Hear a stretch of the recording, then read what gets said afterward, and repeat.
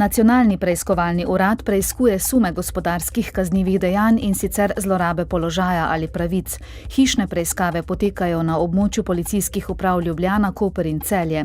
S kaznivimi dejanji naj bi nastalo za 5,5 milijonov evrov škode. 2 osumljenima so tudi odvzeli prostost.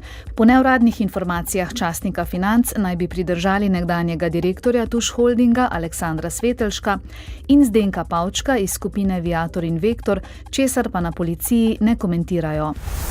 Danes začenja veljati novela zakona o gospodarskih družbah, ki med drugim članom poslovodstva ali organa nadzora družbe, nad katero je bil začet postopek zaradi insolventnosti ali prisilnega prenehanja, prepoveduje ustanavljanje, vodenje ali nadziranje družb. Novela je dvignila veliko prahu, že med sprejemanjem je na morebitno neustavnost zakona opozorila Zakonodajno-pravna služba Državnega zbora. Državni svet je zaradi morebitne neustavnosti na zakon sprejel veto. Da bo zahtevo za oceno ustavnosti s predlogom za začasno zadržanje izvajanja vložila ta teden, je minuli četrtek napovedala tudi vlada. Danes se je začelo predčasno glasovanje pred prvimi predčasnimi volitvami. Volivci lahko svoj glas oddajo do četrtka na posebnih voliščih na sedežih okrajnih volilnih komisij. Ponekod so to upravne enote ali pa so volišča uredili drugje. Do četrtka pa je treba okrajni komisiji sporočiti tudi želje po morebitnih drugih načinih glasovanja, torej zunaj kraja stalnega bivališča oziroma na volišču za invalide.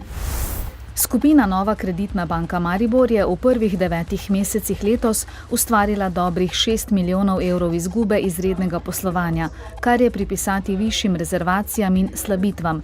Pred rezervacijami in slabitvami ima skupina 63,7 milijona evrov dobička oziroma 63% načrtovanega za letos.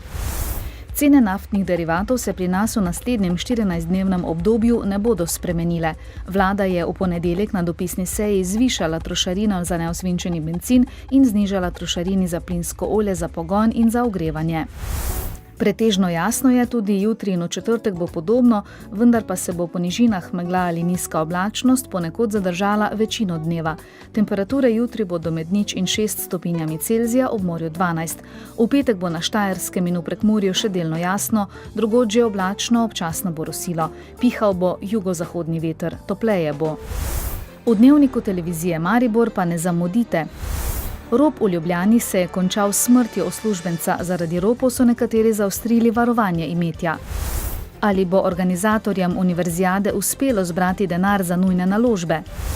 Mariborski nogometaši se pripravljajo na predzadnjo tekmo Evropske lige. Bodite z nami ob 18.